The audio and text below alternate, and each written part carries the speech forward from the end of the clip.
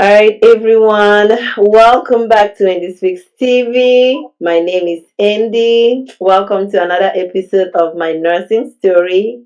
And today we have another beautiful guest, Dr. Foma. She's going to introduce herself in a little bit. But if you guys can see, like, she has like a really, really beautiful beautiful t-shirt on from Medical Collectibles called Doctor on Duty. Okay, so if you like what she's wearing and you want it, please, we are live on YouTube, Medical Collectibles under in the Speaks TV. You can shop for anything that you want, home living supplies like your mugs, t-shirt, whatever, and it's for everyone. So go and treat yourself. You know you want to do it. Just go ahead and do it. All right.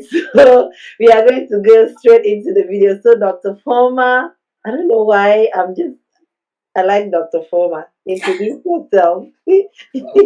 Well, thank you, Andy. Thank you for having me on your platform here. Hello, everyone. My name is Dr. Jeanne Foma. I am a dual certified psychiatric mental health nurse practitioner as well as a family nurse practitioner. And I'm happy to spend the next hour, half an hour with you. Join us, comment, share the video. Go ahead and check out Medical Collectible if you like to look beefy like me. Doctor on duty, okay? I'm at your service this evening. Thank you. Thank you so much. It's like you've been doing this for a long time. Like you, it's Dr. Spicy, which we are going to talk about it. But I have to say, this is my first YouTube interview, so I really don't know what I'm Like doing. you sound like a pro. Like you've been doing this for ages, for a long time now. So you just mentioned that you're a psychiatric nurse practitioner and a family nurse practitioner. We're going to go into that. Man, that is just sounds juicy. But right now, tell us a little bit about your background. How did you start nursing? Did you start from the basic foundation nursing assistant? Did you just go straight to becoming a registered nurse? Well, I have to say, I started nursing from the bottom up. When I went to college, well, I started in community college, and in community college, I had the options to work, regular jobs the way everybody does. Or I thought, well, I mean, if I'm going into this nursing thing, why don't I go ahead and be certified as a home health aide? So I did that. So then, even prior to getting into like admission into nursing school, I was working as a home health aide. Then fast forward, once I got into the University of Maryland on my BSN program, after my first semester, I was qualified to get the CNA license. So then I was like, well, why not? So I went ahead and applied, got the license to be a CNA. I pretty much kept my job as a home health aide, but then, more certification doesn't hurt. So I did that while I was in nursing school. And then upon graduation, I went ahead and moved forward working as a nurse and continuing to grow from there. Okay. Yeah, so it's home health aide, CNA, RNBSN, FNP, Psych NP. Well, it was FNP, Psych NP, and DNP together. Because I figure, well, why stop, right? There's always another level. And if I'm here, it's because I'm not done yet. So I went ahead and continued on to a Psych NP while getting my doctorate. Oh my goodness. When you first graduated as a registered nurse, what was your first job? As a registered nurse, so I went to University of Maryland School of Nursing. So I got my first job with the University of Maryland, and I had the option to do ICU or orthopedic nursing. And after shadowing those two units, I really liked orthopedic nursing because we did hip, knees, and spine surgeries like recovery. So I called it clean nursing. It was very clean. really nothing much to do. They come for pre-op and tour the unit, go to surgery, come out, see us 2 or 3 days with the PCA, and go home. So I did that. I did that for 2 years before going. Well, I did it for a year, then applied for graduate school. So by the end of my second year as a nurse, I was starting graduate school. Okay. So, what made you decide to go for FNP compared to other options that is available for nursing? I have to say, when I decided to go to graduate school, it was okay. I want to do more. I want to, help more. I want to be in a position to just better myself. And initially, I wouldn't say that I knew exactly what field or specialty I wanted to do at the graduate level. But I thought, well, as an FNP, I could work inpatient, I could work outpatient, I could do home health, I could do, I just figured I had more options as an FNP. I Mm-hmm. don't know that I knew exactly what I was signing up for, but it just seemed to me like it was the more comprehensive option to go for. Like if I wanted to do peds later, I could always be an FNP and do that. If I wanted to work in a GI suite, I could always be an FNP and do that. So I just figured, you know what? While I may not know what I want to do exactly, if I do this, Mm. I can't be wrong because I can then go on and do whatever else I decide to do. So that was what took me into the FNP path. Wow. What was your experience like in school? It was hard. I did it right, so it's doable. So it's not so hard you can't do it. But I have to say that having moved to America as a French speaking person, English being my second language, Mm-hmm. it was a little bit hard. I'm not gonna lie, it was a little bit hard because what I noticed at the University of Maryland was that my peers, then I didn't know this, but now I know. So what I noticed was that they could read much faster than I was, right? Mm-hmm. One, maybe I was reading in English, I don't know, or maybe I was reading in English and processing in French and then coming back to English. It was just taking longer. So when we sat for exam, like in the classroom, I was fine. I could talk to them, I could relate, I could hear what the instructors are saying. But what I noticed during, test taking periods is that sitting there for 15 minutes, everybody's going, so, oh, I was failing this one. Like, I know, I might as well just get up and just leave too because everybody's gone. I used every bit of the time I had to take the exam. And, looking back, I'm realizing now it's probably because I read at a slower pace or I processed it maybe in two languages and then synthesized in English. I'm really not sure. Um, but that made it a little bit hard. It made it a little bit frustrating, right? Mm-hmm. The flip side to that is we come back to results or grades. Oh, grades are in for farm, grades are in for paid. It's like, well, what'd you get? Like, but I got an A. And then you ask the person who left the exam room 20 minutes into the test, well, what'd you get? It's like, oh, I got a C or I got a B. Or some of them had an A, but it was like, okay. I mean, it sounds like how long it takes you to take the test isn't an issue, right? Mm-hmm. Minus your grade. So after about 2 or 3, exams and results and going through that and realizing, you know what, I may exit this hall last, but somehow when the grades come back, I managed to be on top. So, okay. I mean, I'm just going to be okay with taking my time to answer these questions and use the time that I have. So I'd say that was probably the most challenging part. Mm-hmm. Otherwise, I had a great experience at the University of Maryland. I had supportive instructors. I had a couple of foreigners, as students too. So that helped because I didn't feel alone, Mm-hmm. especially in terms of me being the last person to exit the exam hall. So it was helpful because then you would bounce ideas with each other afterwards. Like, hey, how was the test? Like, well, it's like this, it's like that. Well, yeah, don't feel bad because sometimes you would leave and then one of them is still sitting there too. But like I said, it helped us grow, it helped us bond, and it helped us realize that we may not read as fast, we may not process everything in English, we may have an accent, we may look different, but we matter, right? Mm-hmm. Matter, we have the mental capacity to Mm-hmm.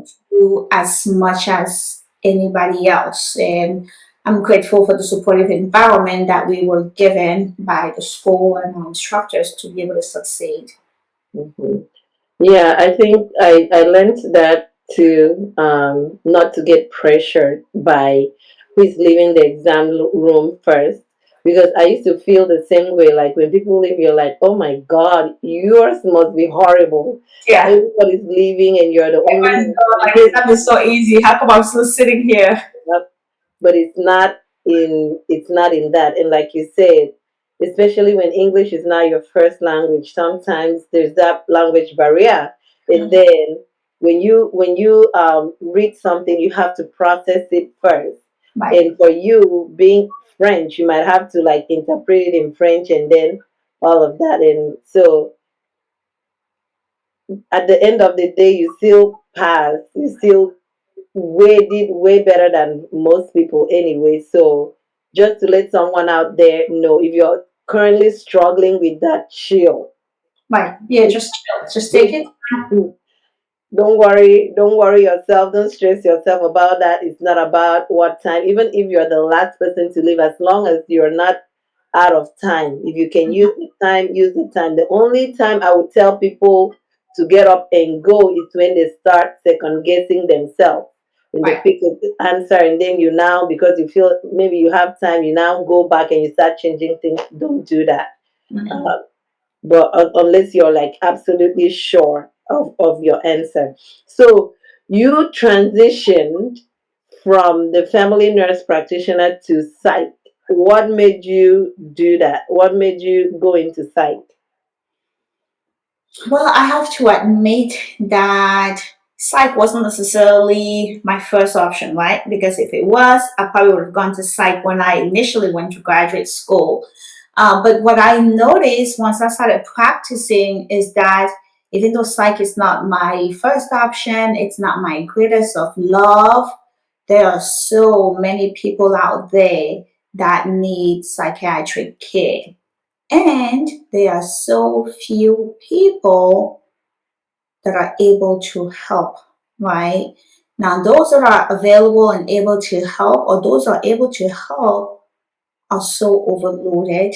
Mm, They just cannot take another patient. So, in my practice as a family nurse practitioner, I had people that, they come in, it's like, oh, yeah, it's just depression. I'll start you on an SSRI. I'm going to have you see a mental health provider. This is 6 months later, you're they can't do refilling it. Paxil. It's a whole year later, they're not doing great. You're still refilling Paxil. Or maybe you switch and went to sertraline because, hey, you are trying to help. You've done, you're reading up at night to try to figure out what to do for them next. And this is what you have. It's not your specialty. So I got a little bit uncomfortable in my ability to help. I mean, I'm willing to acknowledge that I didn't have the knowledge, which is why I was referring them. But if I'm referring and they're not going, then it becomes my responsibility to help, either to help or to really get them to somebody. But the thing is, I'm not going to go home and take them physically to somebody. So I might as well start doing something, right? So I had that happen over and over and over and over again while I was doing family practice. From family practice, I moved on to urgent care, thinking, oh, yeah, it's just here now, done, see you next month. But again, it was shocking to me how many people came into urgent care for quote unquote physical health, quote unquote dental pain, quote unquote, my ankle hurt, I fell. And then you go in there, it's like, hey, yeah, tell me about your ankle. And it's a whole kind of my son left, and I'm about to lose my home, and I'm tearful, and I'm crying, and I'm begging for help. Well, do you have a mental health provider? Yes, but I've not seen them in a year, or I stopped going, so now I'm calling to get an appointment, and I can't get an appointment.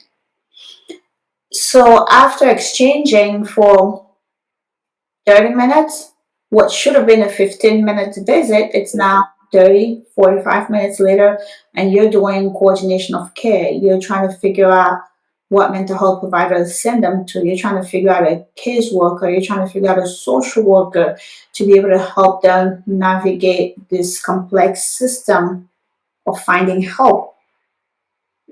So at that point, I said, well, I kind of always knew I was going to go back to school, right? So, like, you know what? I want to go for that doctorate, and this time I'm going to get it in psych. So, off to school I went. Mm. It was hard, it was challenging. I'll say part of it because I did that raising a family, working, and going to school full time. Um, I'm not saying it was hard and challenging to say it's not doable. I'm saying that to say it does require work. It does require persistence. It does require consistency. It does require a lot of support, family support, friend support, because you get really, really pushed. Um, but you come out on top if you stick with the process, right? So the key is to not get off the bus, no matter how hard it is, no matter how many Mm. times you come close to dropping, no matter how many times you get that C or F. The key is do not get off the bus, meaning you stick with it. You sign up for, I don't know, my doctorate was a 3-year program because it was a doctorate plus mental health. But let's say you sign up for a 4-year BSN program. The key is you're going there knowing you have 4 years and you're going to come out in 4 years. You just stick with it. There is no reason for getting out at year one because, oh, I was going to fail, or oh, it was too hard, or just think about the people that have done it. They didn't do it because it was easy. They did it because it was hard. So hard is not a reason to give up. Okay, if you have a personal reason, maybe, I don't know, mental health could be a reason, physical health could be a reason, some family challenging, maybe those are reasons, and then we can talk about them. You can reach out to people like ND and find the help, find the resources that you need. But the key is no matter what, you do not get off the bus. Wow. That's good. Don't get off the bus, no matter what. Stay there till you finish. You get onto your stuff because when you get on, you know what it's right? So don't take somebody else's stuff just because and somebody left. It doesn't mean it was your time to leave. You got on, you knew where you were gonna leave. So just stay put. Doesn't matter how many people are entering, leaving, coming, going. Wow. That Wow. does not concern you. What concerns you is I got on this bus, I knew that I was gonna get off at F. Until F comes, don't shake. Hmm. Wow. That's really good. That's good.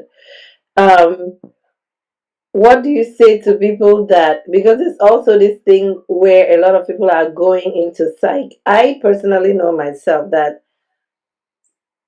I just cannot do psych.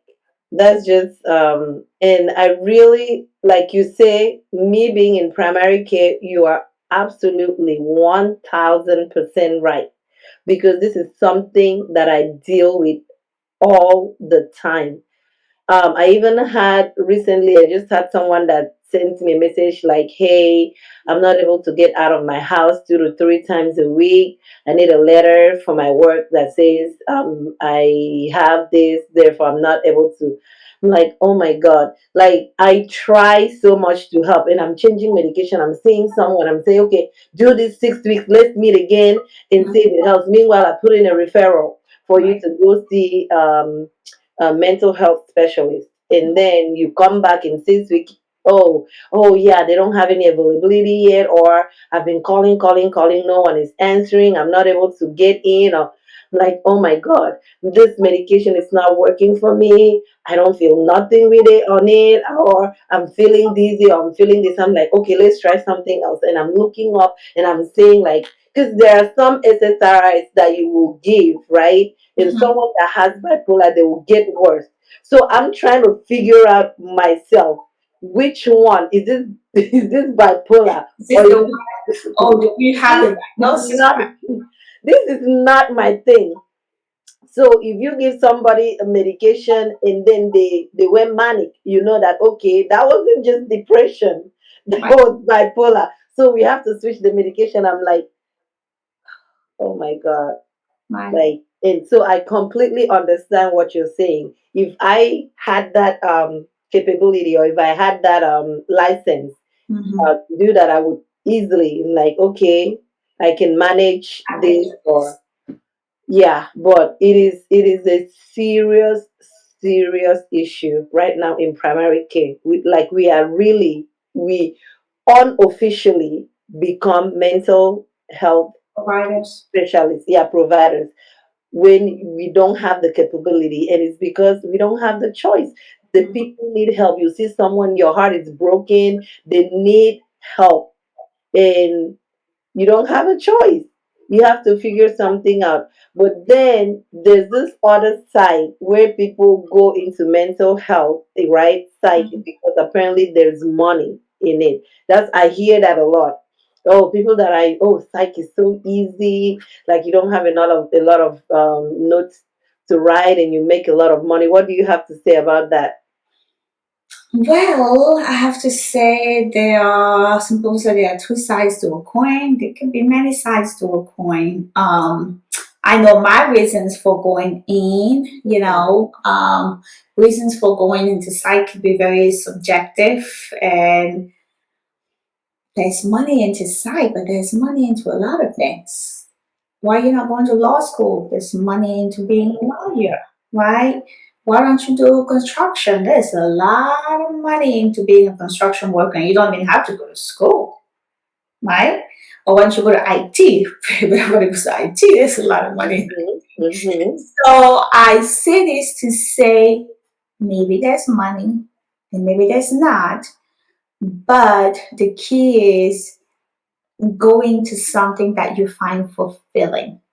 If you find it fulfilling and there's a lot of money in it and you're great at it, you're going to make a lot of money. That's good. If you find it fulfilling and there's not a lot of money, but you take the time to become the greatest mental health practitioner that you can be, you're going to make a lot of money, even though there was no money in mental health, right? So it comes down to how much are you willing to give? It's not just how much am I willing to take from the profession, how much am I going to make? Mm. There's money to be made. But if you're going to go out there and do a lousy job for the money, sooner or later, you're going to have to pay back that money, Yep. right? You're gonna Or catch you're it. not going to sleep. Or um, if there's a lot of money and you're going into it for the money and for your skills, and you're willing to do the work to better yourself, to be better every day, I mean, it's fair game. We're all free to go into wherever we want to go. But I want to say it is not the field to go in for money. Like, if that's like the only criteria, the only reason, then it's not valid enough. If you're going into it because it's a lot of money and you have some interest and you're going to be willing to do the work, then yes. Um, – is it hard? Is it easy, like you mentioned? I don't know. I have to say it's quite challenging. I've had days, if not most days, where you talk to somebody in the process of helping them, and by the time the visit is over, I truly have a headache. Like it's just like, whoa, like wow. Like, I need to call my therapist right now so I don't have PTSD from going through this. So I don't know what's easy about that. You know, it's quite challenging, and it does take a special set of skills and a special set of I'd probably say even a special set of heart, to be honest. If you don't have the heart or the skills or the patience for it, you're gonna get burned out fairly Really. quickly before you get to enjoy that money. Mhm. So yes, there could be money, but I would say take the time to decide if it's for you or not. You know, these days you could shadow somebody for even a week. If you're interested, you could shadow longer. If you don't like it after a week, you're probably like, yeah, this is not for me, and you move on. So I don't know. There's money in Spike. There's money in a lot of things. Are you doing everything else because there's money in it? Yeah. Oh, So, yep, you're right. Sometimes people, I don't think sometimes people really think through when they hear these things. They just hear all this money here. It's just like in general saying there's money in nursing, and people run into nursing because apparently there's money in it. But like you said, it takes a certain um, heart, like compassion, certain level of compassion to be able mhm, to do it. And for me, I know that I cannot do it. I have evaluated myself, and mhm. it's not because I don't have the heart to do it, but it's because I will be crying with the patient. Like we, both of us will be crying every day. Like just my patients coming and they have all these issues and they're talking. I'm like, oh my God, oh my God. Like I know that that cannot be my everyday job. Nice.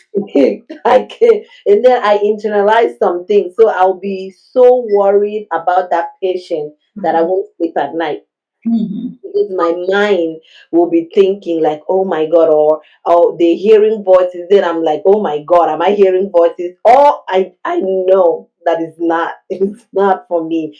So when I see people that do it, I actually do appreciate you guys, because it takes a certain set of people to do it. It is I can't do it, and I have come to recognize that, and that's totally fine with me. And that's totally okay.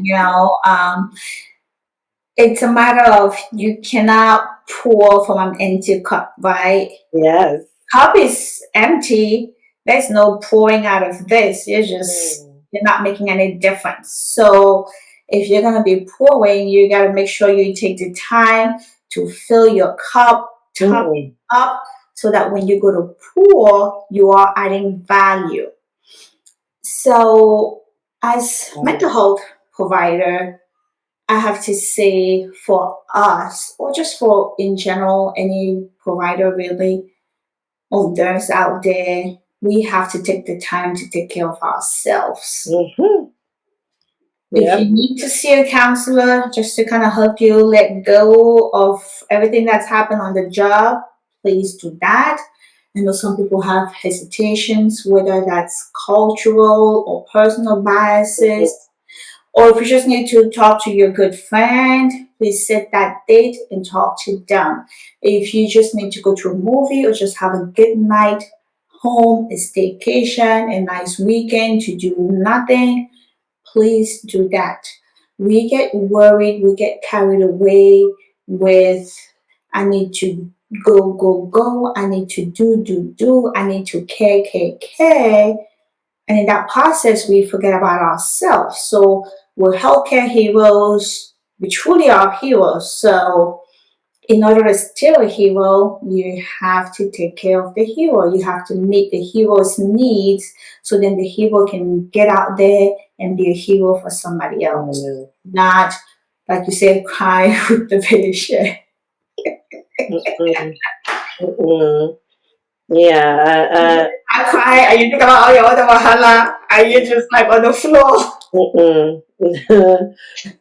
You'll be giving the patient tissue and taking tissue. Yeah. And you take one, I'll take the last two, please. No, pass. Let me deal with the ones that I get uh, unintentionally Right, face, right, get pulled into doing without a choice. I don't have a choice, and I love my patients. I mean, even the ones that don't even listen to you. You right. you tell them stuff, they come back, but you know. When I sign up to do something, I give my 110%. So Mhm. if I know that I'm going to be lacking in any area, then that's not the path for me. So I have to be able to recognize that in so I can, like you said, I can be able to be okay going home to my Because you have to be okay for yourself first before you can try to help anybody. So it's just what it is, and we have to take the time to do that. yeah. So I know recently we had your husband, Dr. Spice. Now his new name is Dr. Spicy, whether he likes it or not. So I know, he's nurse anesthetist and going through the whole process, and you guys getting married and raising a family. How was that for you, for someone that is also maybe in that shoes right now and Mhm. thinking of how to balance it all? What would you tell them? I wish there was a quick, fast rule or book or guide, right? Mhm. It's no such thing. I think it comes down to knowing who your partner is, Mm, what their needs are, knowing what their strengths are, knowing what their weaknesses are, and knowing yours, and then using them accordingly, right? I mhm, know you don't like to clean. You have this exam coming up. You love to cook, and we have to take the kids somewhere. Well, guess what? I'm going to have you love to cook because that can help take the stress off of your exam you have coming up. And then I'll let you go ahead and study for your exam. And then I could do the other stuff and also have the time to study for my exam. Kind of going back to not feel like we have to do everything, right? mm, mhm, Why do I have to cook, clean, take the kid to the practice and study for my exam if you could do the cooking while I take them to practice and then we each have time to study for our exam, right? I mean, and it's just a weird example, just a random example. But it comes down to using each other's strengths. We're not yep, perfect. I mean, in this case scenario, you have two full plates, you have two full schedules to juggle. And I would say nobody's schedule is more important than the other, right? So it's just, this is a partnership. In order for me to succeed, like if you had a scale, in order for us to be balanced, sometimes you go a little bit down, sometimes I go a little bit up, so we could stay balanced. Versus I'm yep, all the way up here, you're all the way there, and we've tipped the scale fully haywire, and it's mm, just chaos. So communication. mm, What can I help you with? mm, How is it that I can make this whole school thing easy for you? XYZ? Okay, you give me XYZ. I could do X, maybe not Y and Z. That's help, mm, Or in the case of just one partner being in school and the other one not, sometimes it's the person needing the help coming forward, like, hey, I'm really drowning. I know you love it when I cook this for you, or I know you love it when we go on a walk together.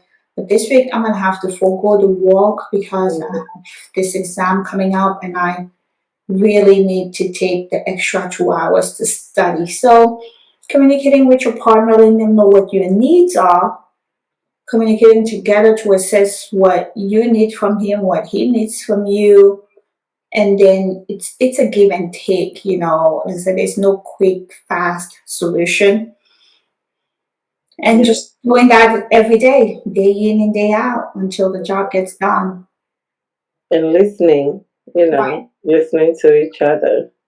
'Cause all right. So, for a young African girl, African American girl, black girl, white girl, anyone that is thinking of going into nursing, right? Maybe they are starting afresh, or maybe they're older and they think that it's too late for them, and seeing that you started from the bottom, right bottom, and you took step by step to now where you're, a doctor. What would you tell a young girl growing up, or even an older middle-aged person that is thinking about their life, right? Thinking of how to make things better, and they want to go into nursing. What advice would, and they are worried, they're scared if they're going to make it. What advice would you give them?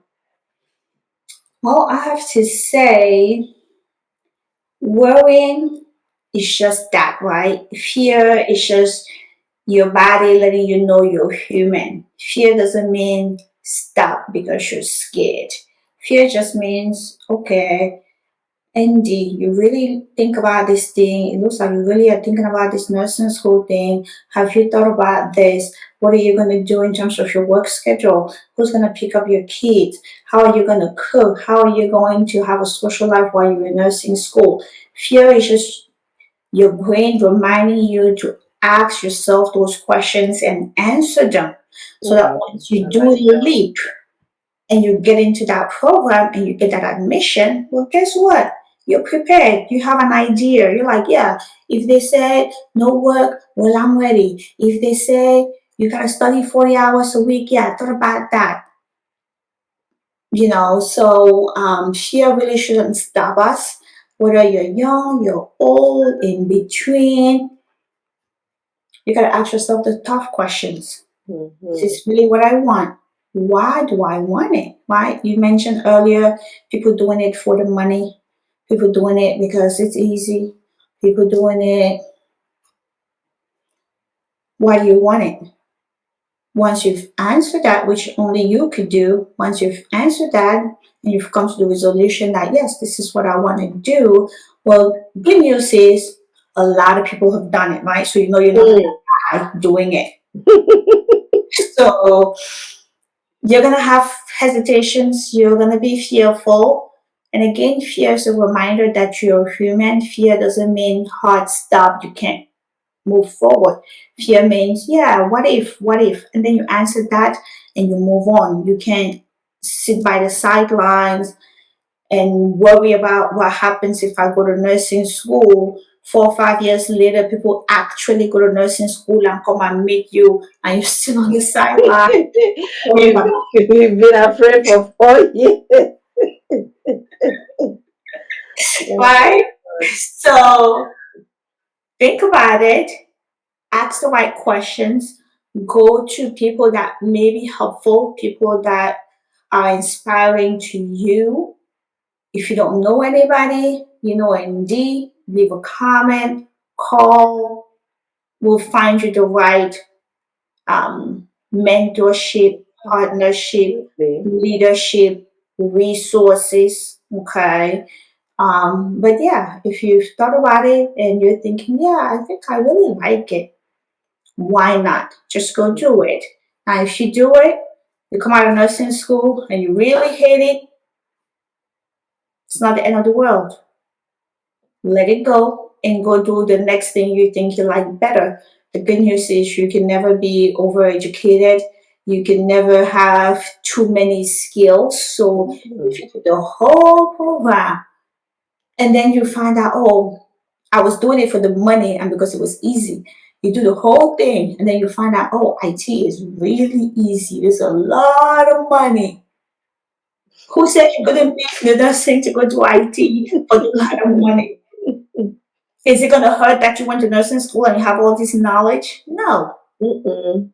So if you're thinking about it, you want to do it, talk to a few people. the right people that are doing it, so they can give you the right perspective or the Mhm. perspective of those that are doing it, right? And then go for it. Just do it if you want to do it. Yeah, be like Nike. Just do it. Just keep it. You're not gonna die. We promise. Yes. Oh my God, you just released some serious gems, man. I enjoyed talking to you. This was so good. So many good advice. But before you go, I know that you and your husband recently, well, not recently because he gave us the whole story the last time, but tell us a bit more about Dr. Spicy. So Dr. Spicy is our newest baby, is the way I call it these days, right? We make hot sauce. It's the African take on hot sauce. It's the best combination of spices, peppers to bring you flavor and heat. Okay. We do not use any preservatives, so our product is shelf stable. But then when you open it, you have to refrigerate it, and it's awesome, delicious hot sauce. It goes with everything. You could use that to spicy with your jollof, your steak, your burgers, your pizza, Mhm. anything, your seafood.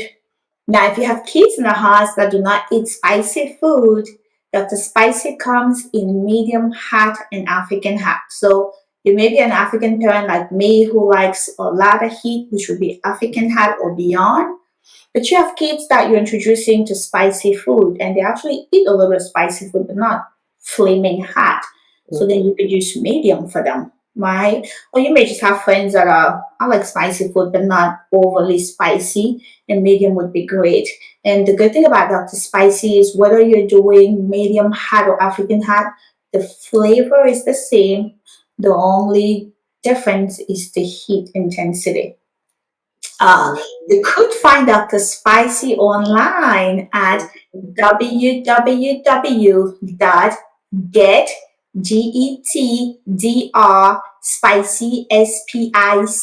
www.getdrspicy.com, www.getdrspicy.com.